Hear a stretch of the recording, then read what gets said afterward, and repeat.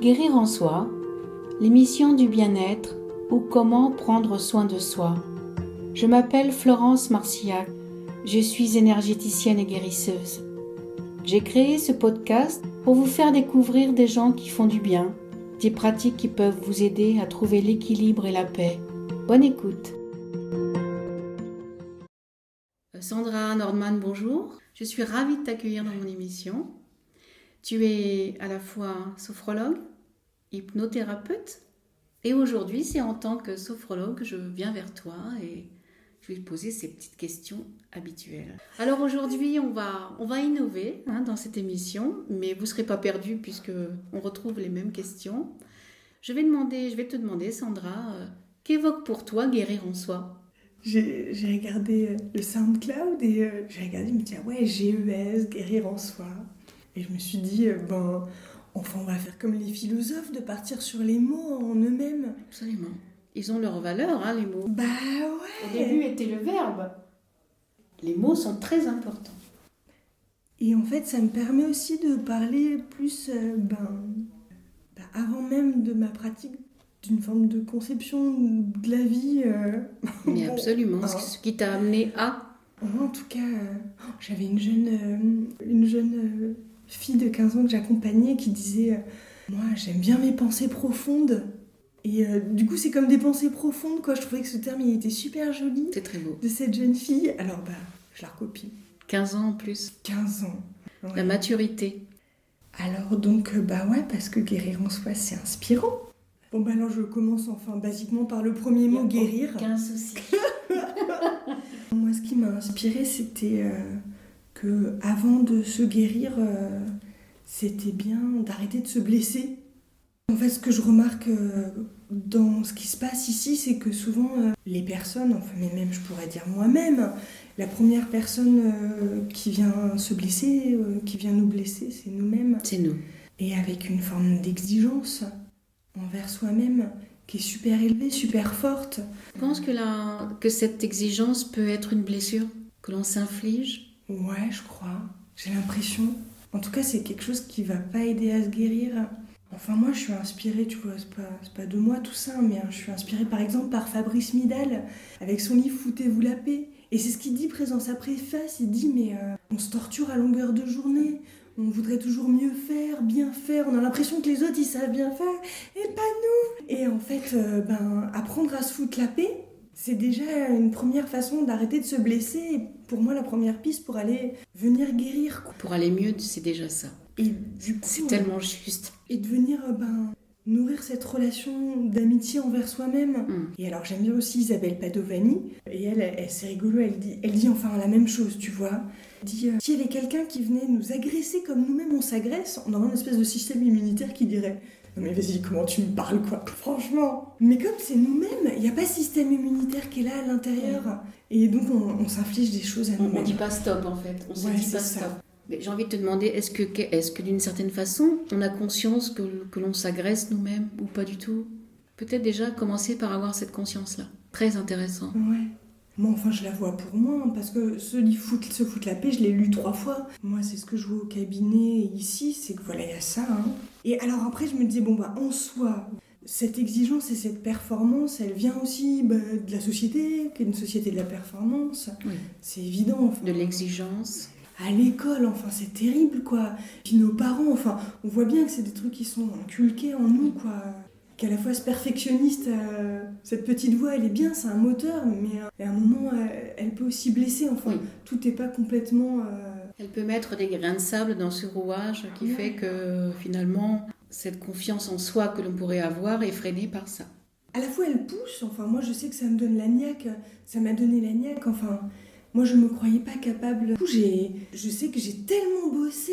Je me suis prouvé à moi-même que j'étais capable, par exemple, de faire des études supérieures, d'être pharmacienne, d'avoir un doctorat en neurosciences, de devenir chercheur. Puis après, je suis arrivée à ça et je me dis, en fait, je me suis travestie toutes ces années. En fait, c'est pas ça qui me faisait kiffer. Le fait est aussi qu'avoir des postes dans la recherche, c'est hyper difficile. Mais j'imagine aussi, Sandra, que cette connaissance que tu as, sans forcément en avoir conscience, elle te sert. Tu l'aurais pas fait. Ouais, non, mais déjà, cette approche, déjà, la neuroscience, c'est pas tout le monde qui va sur ce chemin-là. Ça a ouvert une porte. Je l'ai refermée depuis, la recherche, c'est fini. Quoique, des fois... On pourrait en discuter pendant des heures de ça aussi. Guérir en soi, donc c'est arrêter de s'infliger des blessures par soi-même et en soi-même. Et tu disais la question de la confiance, parce que c'est un peu ça, si notre idéal il est super haut, on se dit il faudrait toujours que je sois là, on se sent toujours une merde. Oui, puis on se dit on va jamais y arriver. C'est ça. Alors du coup, baisser le niveau d'exigence, c'est aussi se satisfaire de qui on est, quoi. Et après, je me disais, en fait, dans quel cadre je vois ça ? Typiquement, alors j'avais répertorié un peu des trucs dans ma tête. Par exemple, par rapport au corps, tu vois, on va aussi en venir avec la sophrologie, parce que c'est le corps aussi. Absolument. Il y a pas mal de personnes qui viennent par rapport à des troubles alimentaires, ça c'est des choses... Et déjà, ce que je remarque, c'est que la première chose à libérer, c'est la honte et la torture que les personnes s'infligent par rapport à la relation à l'alimentation. Parce que moi aussi, à un moment, j'ai voulu être une ascète, à me dire, je vais manger que quand j'en ai faim, me libérer de mes émotions et m'arrêter de manger quand j'ai plus faim. D'accord. Et ça me torturait. Je me suis rendu compte que j'étais pas une ascète, qu'en fait j'étais gourmande, qu'en fait j'étais complètement domptée par mes émotions et que je mangeais souvent quand j'en avais pas vraiment faim.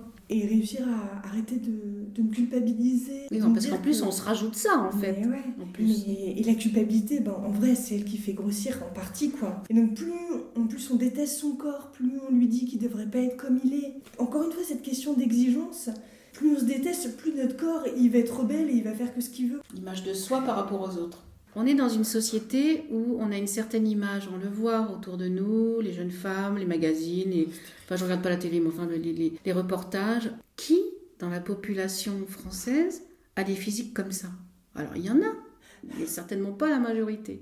Donc, on est aussi dans cette exigence de normalité où il faudrait faire un 34 ou un 36, avoir des jambes de 3 km et rentrer dans des fringues. Quand je vois les gamines... et tu dois être bien placé dans ton métier, la souffrance qui est infligée à ce niveau-là, surtout à l'âge de l'adolescence, où les garçons, j'ai rien contre les garçons, mais bon, ils vont plutôt être attirés par une jolie jeune femme qui est un peu dans les normes, et on va dire dans le magazine, que peut-être cette jeune femme qui est ravissante et qui a un cœur d'amour, mais qui est peut-être un petit peu plus ronde, et elle, on va l'ignorer. Et oui. On est là-dedans, mais même nous en tant qu'adultes. Oui. On est là-dedans. Et même si on essaye d'occulter cette influence-là, elle est là. Toujours. Moi, je vois les Barbie, Ma fille, elle a 4 ans, elle est rondelette. Et je sais que c'est quelque chose qui fera partie de sa vie, quoi. J'essaye d'éviter au maximum toutes ces images-là, mais elle a pas de poupée, on s'en fout, mais... Et puis elle va aller à l'école si elle ne l'est pas déjà. Donc, il y a tout ça, même petit. Et je me dis, mais à quel moment on va nous libérer de ça ? Mona Chollet, elle a écrit un joli livre qui s'appelle « Beauté fatale », qui parle justement de ces normes-là, qui sont terribles, quoi, et qui amènent une détestation de son corps. C'est vraiment terrible. Et du coup, toujours en lien avec cette exigence, il y a aussi... Et ces blessures, du coup. De se libérer du contrôle et d'entrer en amitié avec soi, quoi. Même pour moi, c'est pas facile. Et je sais c'est un travail qui est important. C'est le chemin, un chemin. C'est peut-être mon obsession à moi et heureusement, chacun a son obsession et c'est intéressant aussi de voir. Mais je pense qu'en tant que certainement que femmes et jeunes femmes, on a tous plus ou moins vécu et ça commence à l'enfance, c'est ce que tu disais tout à l'heure. Déjà, c'est la recherche dans les yeux du père de cette beauté, qu'est-ce qu'on renvoie. Et après le père, ça va être l'instituteur et après les amis, et après c'est le conjoint, c'est tout ce qu'on veut les enfants. On est en permanence là-dedans. Avec la souffrance qui va avec. Et justement, quand tu dis en soi, il y a ça aussi, c'est-à-dire que finalement, c'est Proust qui disait, avec personne, on est plus fidèle qu'à soi-même. C'est-à-dire que finalement, c'est en nous-mêmes qu'on peut entrer en amitié avec soi et se dire, forcément, on est tributaire de chacun, on est des êtres grégaires. Mais complètement. Mais d'une certaine manière, apprendre à s'aimer tel qu'on est et apprendre en amitié avec soi, c'est le en soi pour moi, du guérir. Oui, et se libérer de tout ça. Donc c'est joli cette définition que tu as de guérir en soi. Oui, c'est très juste. Et ça résonne. Ouais, ça résonne. Ça ne peut que résonner. Je pense à la douleur aussi, parce qu'il y a souvent des gens qui viennent avec des douleurs. Et puis pareil, ça va faire le lien avec la sophrologie. Pareil, parfois dans la douleur, il y a aussi la détestation de son propre corps qui nous a trahis. Enfin, juste dans mon histoire personnelle, j'ai une malformation congénitale des hanches. Aujourd'hui, j'ai une prothèse et donc avec une dysplasie, c'est le truc des Bretons. Je me demande si je suis bretonne. D'accord. Et donc, D'accord. enfin voilà, j'ai forcément 20 ans de boiterie et un corps qui m'a trahi. On n'a jamais pu déceler ça. Alors, bon, j'ai longtemps détesté mon corps en lui disant salaud. Salaud. Pourquoi? Qu'est-ce que tu m'as fait? Ouais. Mais ça s'est transformé en faisant du yoga, du Feldenkrais, de la sophrologie, en fait de me dire, mon corps il est fragile, mais c'est aussi mon allié. Oui, Et c'est mon véhicule. Mais c'est ça, c'est un joyau quoi. Et maintenant je le vois comme un truc à la fois fragile. Je me dis, ça a été aussi la possibilité, peut-être que je finirais quand même dans un fauteuil roulant à galérer, tout ça, mais Ou pas. aujourd'hui, ou pas. On m'a prédit ça après mes naissances. On m'a dit, oh là Sandra, si t'as des enfants, tu vas finir en fauteuil roulant. Mais tu vois, il y a aussi une confiance qui s'est créée. Oui. Et c'est pour ça que, enfin, tous les jours, je crois qu'on n'a rien sans rien. Tous les jours, ce corps... Il faut l'aimer. je l'aime et je lui donne aussi de la mobilité. Je lui donne du temps. Tous les jours, sinon je sais qu'il se rouille. Et plus moi que les autres, il va se rouiller. Parce que mon autre hanche, elle attend encore la prothèse, elle va l'avoir, je le sais très bien. Mais si je le manipule avec précaution, que je lui offre du mouvement, je lui offre de la détente, je lui offre de la sophrologie, du yoga, du Feldenkrais tous les jours, même si ça peut paraître beaucoup, enfin peut-être 10 minutes, un quart d'heure par jour, c'est pas grand-chose, mais oui. C'est nourrir nourrir et prendre soin de son propre temple. Un temple, on va le bichonner, on va le nettoyer, Et si on a conscience de cette préciosité de ce que l'on est et de notre corps, en fait, on a encore plus de joie que de lui donner du temps. C'est l'amour de l'habiter dans ce temple. J'aime bien ce mot. Il y a une phrase que j'aime beaucoup, c'est « Sois souveraine en ton royaume ». Et ça veut bien dire ce que ça veut dire. Du coup, le royaume, c'est le corps aussi. Oui. C'est nous. Ouais. Et donc, une reine, elle est quoi dans un temple. Donc, c'est nous réapproprier notre côté précieux, de se dire que c'est à nous d'en prendre soin. Il y a une autre relation à soi. Et un autre regard. Moi, je le chéris, ce corps, parce que j'ai pas le choix.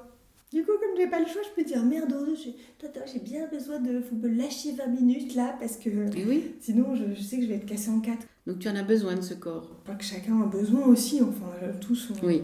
Est-ce que je peux te demander si aujourd'hui ton corps est devenu ton ami? Ouais, carrément, ouais. Oui, parce qu'en plus, il m'a appris des trucs aussi. Et on a vécu des épreuves ensemble. C'est beau parce que je suis très touchée, parce que tu en parles comme si c'était ton frère ou ta sœur, mais peu importe, tu en prends soin. Comme tu prends soin de quelqu'un que tu aimes et que tu prends soin d'un enfant. Et alors que tu es complète. Tu es à la fois ce corps, mais à la fois cette âme, et à la fois ce cœur et cet esprit. Donc c'est un ensemble, et je trouve ça très beau, ce que tu dis. Merci. Ça me touche beaucoup. Ça te touche. Ça me touche profondément. Ça remet les choses à leur place. D'une certaine manière, enfin, je crois que c'est la résilience. Bon, c'est une blessure, enfin, je crois qu'il y en a qui en ont beaucoup pire des blessures comme ça, mais je dirais que c'était ma blessure de base et finalement, ça m'a quand même amené à des choses intéressantes. Est-ce que tu peux dire aujourd'hui, avec tout ce chemin que tu as déjà fait, ton expérience, que peut-être, je dis bien peut-être, si tu n'avais pas eu cette blessure première, est-ce que tu serais à ce que tu fais aujourd'hui? Probablement pas, ouais, c'est sûr. Si les médecins ils avaient vraiment regardé cette radio, on voyait bien que dans mes 2 hanches, il y avait cette malformation qui en fait était sévère. Ils l'ont pas vu? Il y avait marqué dans mon carnet de santé craquement à la hanche, et dans ma famille, il y en a 4 autres qui l'ont. Donc en fait, tout convergeait pour qu'à un moment ça se détecte, mais... Le lien n'a pas été fait. Non. J'aurais pu être en colère, mais moi je vois des personnes qui sont en colère contre le monde, quoi. En disant, putain, c'est injuste, quoi. Mais d'une certaine manière, la justice, c'est un truc qui n'existe pas vraiment, quoi. Disons, pas peut-être dans la notion qu'on en a nous. Est-ce que, alors dans un exemple, ça va être celui qui va voir le verre à moitié plein ou le verre à moitié vide, tout dépend de la façon dont tu as envie de regarder, en fait. Ouais, moi j'ai pas envie de nourrir ce loup qui trouve les choses injustes. Le loup noir et le loup blanc. C'est ça, carrément. Tu as tout à fait raison. Mais bon, après chacun de la chance, fait comme il peut. Mais oui, c'est ça. Avec sa propre expérience. Il n'y a pas de jugement aucun, on est tout à fait d'accord là-dessus. Ouais. Mais ça peut beaucoup aider. Cette exigence, elle va même dans la notion de relaxation. Même moi, je tombais dans le piège quand on me disait absolument que je me relaxe, il faut que je sois présente, il faut que j'arrête mes pensées. C'est pas là que tu vas y arriver. Hein. Parce que cette exigence, elle vient même dans la question de devenir quelqu'un de détendu, de relâché, ou même... c'est rigolo, hein, et moi aussi, je tombais dans le piège. Hein. J'avais mal aux épaules, et en fait, plus j'essayais que mes douleurs aux épaules, elles se détendent, plus tu avais les tensions. Oui, non, mais je crois qu'on l'a tous vécu. Quand tu fais notamment de la sophrologie, tu dois être dans cet état de sophroluminal. Et là, tu as tout qui passe. Et là, tu dis, mais non, mais moi, ça ne marche pas. Tu te sens un peu seul au monde. Alors, peut-être que le voisin, c'est pareil, on ne sait pas. Mais il y a cette demande qui est là. Exigence. Et tu te dis, mais mince, moi, j'y arrive pas. Ouais. On se fout pas la paix, encore une fois, dans ce domaine-là. Quoi. Même dans la méditation, disons, il ne faudrait pas que je pense, tout ça. C'est encore des normes, des trucs. Et déjà, d'apprendre à se foutre la paix, à se dire, enfin, c'est normal. Des fois, je suis crispée. Et ben merde, je suis crispée. On fait ce qu'on peut, surtout. Mais c'est ça. Et enfin, Fabrice Midal, il est vachement bien dans cette déculpabilisation. De dire, des fois, je suis crispée. De me dire de décrisper, c'est le meilleur moyen de me crisper davantage. Alors que si j'accepte d'être crispée, c'est là où ça va relâcher, en fait. Tu l'as vécu toi aussi. Oui. Donc c'est l'acceptation qui ouais. fait que... Pour moi, aujourd'hui, les deux choses les plus compliquées pour moi, c'est l'acceptation et le lâcher prise. Il y a des fois, c'est compliqué. Parce que ça ramène à tout un tas de choses derrière. L'acceptation, c'est accepter de perdre le contrôle. Lâcher prise, c'est avoir confiance et suffisamment confiance en soi pour se dire « Allez, j'ai confiance et je laisse faire les choses ». Le chemin n'est jamais fini. Et oui, le chemin n'est jamais fini. Qu'est-ce que dans ton parcours, alors tu nous en as dit un petit peu, t'as amené en fait à la sophrologie? Des rencontres. Moi, c'était tout bête. Hein. Tu vois, enfin, j'étais postdoc à l'INSERM. Je sentais quand même qu'il y avait un truc qui n'était pas pour moi, quoi. Mais je m'étais quand même donné les moyens, alors... Oui, j'ai fait tout ça. Puis autour de moi, il y a 2 personnes de ma famille qui étaient sophrologues et qui en vivaient. Moi, depuis toute petite, j'avais toujours rêvé d'être... Toute petite, j'étais en 4e quand j'ai eu cette idée-là, d'être psychologue. Et puis, en fait, ça m'est revenu. Et j'en ai parlé à ma belle-mère qui est sophrologue et elle m'a dit, écoute Sandra, enfin, j'ai eu cette autorisation-là. J'ai commencé à lâcher peu à peu la recherche, faire du mi-temps et commencer des études de sophrologie. Tu avais cet aval, tu en avais besoin?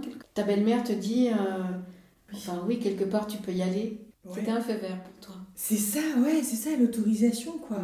Cédric, enfin, je lui dois beaucoup parce que je crois que c'était le premier fan qui m'a dit, mais Sandra, aie confiance. Quand moi, j'avais pas confiance, je me disais, est-ce que je vais y arriver?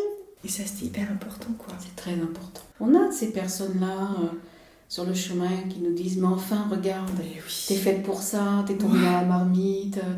Puis finalement, on se dit, mais il a peut-être raison. Essayer d'y aller, oser. Ouais, ou une personne qui disait, moi, je dis, mais je sais pas si ça va servir à quelqu'un. Je dis, mais t'en fous, fais-toi plaisir. Ça m'est resté. Hein. C'est vrai. Je dis, si je faisais juste les choses pour moi, est-ce que je vais kiffer, quoi. Est-ce que ça va servir à quelqu'un? Peu importe. On en revient à la même chose. Soit d'abord. On peut donner que si ça nous fait kiffer, quoi. Il y a une phrase que quelqu'un m'a dit il n'y a pas longtemps, c'était être dans le faire une énergéticienne, faire ci, faire mi, faire là, mais dans le sens d'avoir le sentiment d'être utile et d'aider l'autre. Je pense que c'est plus ou moins, on a tous plus ou moins la même démarche. Non, mais c'est ça, t'as raison. Et cette personne me dit, mais arrêtez de vouloir faire, soyez dans l'être, être simplement, être soi. Ok, d'accord. Donc ça passe par le fait, c'est être sophrologue, c'est être énergéticienne et être ce pourquoi on est là. Mais quand tu me dis ça, il y a un truc hyper libérateur qui se fait en moi, quoi.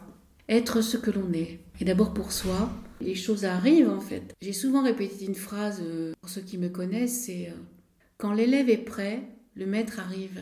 Quand la personne est prête à entendre, à intégrer, à vouloir céder, la personne va rencontrer une personne comme toi, comme toutes les personnes que j'ai interviewées, parce qu'elle est prête. Et je trouve ça extraordinaire, ça. Donc les gens viennent à toi lorsqu'ils sont prêts. Donc tu ne peux qu'être toi-même dans ce que tu fais. Eh ben ouais. Donc tu es sophrologue depuis combien d'années? Je dirais 3-4 ans. 3-4 ans. Ouais. Tout à l'heure, tu m'as donné quelques exemples de gens qui pouvaient venir. Par exemple, tu m'as parlé notamment de la nourriture. Bon, j'imagine qu'il n'y a pas... où il y aurait que ça serait déjà pas mal, mais il ne peut pas y avoir que ça. Douleur, stress aussi pas mal. Oui. Confiance en soi. Tu as tous les âges? Plutôt des adultes. Tu vois, là, je suis en train de faire une formation en systémique. Donc, les familles et les couples. Je commence à m'autoriser à recevoir des enfants. Mais c'est quelque chose, pour moi, l'enfance, elle est tellement précieuse que je m'honore que ça arrive à moi, quoi. C'est beau. Et du coup, cette formation qui dure quand même 4 ans, donc c'est du costaud, elle me permet de me sentir prêt à accueillir l'enfant et sa famille. Pour moi, l'enfance, c'est de la systémique, quoi. On ne peut pas faire l'un sans l'autre et j'ai besoin aussi de me sentir prête à ce que ça soit... L'ensemble. Ouais. Ce que j'ai envie de te dire, puisque dans ta expérience tu le sais, quand on vient et qu'on réalise, qu'on a conscience que certains aspects de nos vies ou certaines douleurs, certaines blessures, en creusant un petit peu, mais quand on est prêt, ça c'est toujours pareil, chacun fait comme il peut, souvent ça nous ramène à l'enfance, les blessures. Et là tu te dis, mais que du bonheur, que de pouvoir, à la base, déjà pouvoir, je ne sais pas si on peut dire transcender ou modifier la perception par la sophrologie des blessures qui potentiellement pourraient perturber cet enfant ou ces enfants. Je trouve ça extraordinaire. C'est une très belle mission. Et à la fois, ils sont dans un système. Et du coup, si on ne peut pas agir aussi sur le système... Et il a manqué quelque chose. C'est ça. Parce que l'adulte... Bon, il y a le couple qui a un système, mais l'adulte, il a quand même... Il y a aussi l'institution, le travail qui a un système qui parfois oppresse. C'est énorme. Mais je crois que l'adulte, il a quand même plus d'indépendance que l'enfant ou... Une autre compréhension. Il est sorti de cette oppression de la famille, enfin, même si il y a beaucoup de bienveillance parfois dans certaines familles. Enfin, pour moi, c'était... Tout est lié. Et du coup, de travailler avec la famille, c'est essentiel dans l'enfance. Je trouve ça extraordinaire comme approche. Parce que ça aide aussi l'enfant, mais ça aide aussi tous les autres. Et si on rebondit un peu plus loin, ça peut aussi leur permettre de comprendre, eux, certaines blessures de leur enfance. Et oui. Tout est lié de toute façon. Et commencer le chemin. On ne serait pas incarné, on ne serait pas humain, on ne serait pas ici, on serait sur une autre planète ou je ne sais où, sur un autre plan, on serait des anges. De toute façon, si on est là, c'est qu'effectivement, on a encore des choses à comprendre et à transcender. Alors, on va arriver sur la fin de cette émission, mais qui finalement est le début. En quoi, Sandra, la sophrologie peut améliorer notre bien-être ? Bon, moi, la sophrologie, ce qui est important, c'est beaucoup le mouvement. Donc, le mouvement, il y a le mouvement qu'on va faire en sophrologie. Et puis la respiration, qui est un mouvement du corps entier, quoi. Et d'apprendre à prendre conscience de ça, c'est important. Mais la sophrologie, c'est une pratique. Donc ça revient à ce que je te disais au début, c'est-à-dire de prendre ce temps-là, d'entrer en amitié avec soi, devenir... acteur. Enfin, prendre soin de ce temple aussi, qu'est le corps, quoi. Tout à fait. Ça fait partie, tu vois, c'est 5-10 minutes par jour, de se les accorder. Finalement, quel que soit le mouvement, quelle que soit la pratique... C'est quelque chose, et puis comme c'est hyper simple et accessible, et que c'est agréable, enfin c'est pas des trucs, oh là là, on se prend pas la tête, plus c'est simple, plus on y va, plus on le fait, quoi. Et puis on a envie. Et puis plus aussi on oublie cette exigence de le faire bien, de le faire longtemps. Tu vois, déjà si tu commences avec 5-10 minutes par jour, c'est un début qui est accessible, et qui est chouette, et c'est faisable. Alors pour moi, ça c'est chouette dans la sophrologie. Alors la sophrologie, on en a parlé... Comment ça se passe en fait ? Je viens de voir, je dis voilà, j'ai du mal à dormir, je ne sais pas, là, un exemple. En quoi le fait de faire des séances de sophrologie, moi, ça pourrait m'aider ? La sophrologie, à travers des mouvements, à travers comprendre la respiration et savoir l'utiliser. En vrai, c'est simple, quand tu sais comment ça fonctionne, ça te permet d'activer ton système parasympathique, qui est le système frein. Qui va diminuer les hormones de stress, qui va activer... C'est une pompe à tranquillité. D'accord, j'adore. C'est génial, une pompe à tranquillité. C'est top. Et si tu veux, t'as besoin de rien, t'as pas besoin de vidéos, t'as pas besoin de trucs à écouter, tu utilises juste quelques petits mouvements simples et se poser un peu, de prendre cette pause pour soi, juste de s'écouter respirer, quoi. Ça diminue déjà le niveau de tension générale. Tu te prends 1 ou 2 pauses par jour, en fonction de tes journées, des fois c'est 0, mais quand même, voilà, après tu te rends compte que tu en as besoin. En fait, il faut que ça devienne un besoin. Début, mais pas dans le sens d'obligation, mais qu'on ressente le besoin. Mais c'est pas facile de sortir de la roue de hamster, parce que des fois on est tellement... Et puis c'est la facilité que de rien faire. Ou d'être tout le temps distrait par quelque chose, quoi, et de revenir à soi, non mais c'est pas facile, hein. Et même moi, des fois c'est une obligation, je me dis, bon, je viendrai extrait-toi un peu, et puis on ferme la porte, et finalement, une fois que tu l'as fait, t'es content. Parce qu'après, il y a tout un tas, j'imagine, de techniques par rapport à la sophrologie. Moi, je me rappelle, soit être couché ou être assis, au bord de la chaise ou pas. Il y a toute cette partie de visualisation, les yeux fermés. Enfin, il y a toutes ces techniques qui permettent de rentrer à l'intérieur de soi. Et ça, moi, ce qui m'intéresse aussi, comment la personne, elle se sent, parce que son corps, il va lui dire si elle préfère être allongée ou assise. Du coup, elle a juste à l'écouter Moi, je m'adapte aussi aux personnes, quoi. Oui. Puis, j'ai pas besoin de tout savoir, des fois. Non, mais en fait, tu suis, c'est le feeling suivant la personne que tu vas avoir devant toi. Et puis, ce qu'elle va me dire. Puis, des fois, quand elle dit, elle sait pas, tu peux juste vous fermer les yeux 5 minutes. Même pas, hein. Puis, votre corps, qu'est-ce qu'il vous raconte? Voilà, en fait, je préfère être allongée. Bah, ok, c'est bon.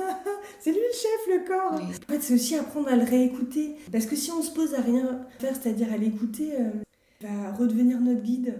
Moi, maintenant, je prends plus de décisions. Hein. C'est mon corps qui prend les décisions. Je suis tranquille. C'est beau, parce que on dit souvent la première intuition est la bonne. T'as quelque chose qui vient comme ça. Oui, c'est vraiment être réceptif à ça. Un enfant, il est complètement là-dedans, lui, il se pose même pas de questions. Nous, il y a tout le reste qui vient avant de revenir à ça. Oui, donc ça peut aider aussi. Ça demande un peu de temps. Voilà, je pense que cette émission se termine. J'ai été ravie de te rencontrer, parce que c'est la première fois que je te vois.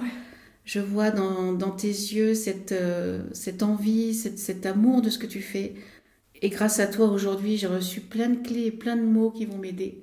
Cette rencontre, elle sert à ça aussi. Donc je te remercie beaucoup pour cette très belle rencontre et je te dis à très bientôt. Si vous avez aimé cet épisode, n'hésitez pas à partager vos ressentis dans les commentaires et à le faire circuler autour de vous. Merci pour votre écoute et votre fidélité. Guérir en soi, c'est être acteur de sa vie et de son bien-être. Vous trouverez tous les liens sous cet épisode et sous cette vidéo. Merci et à très bientôt.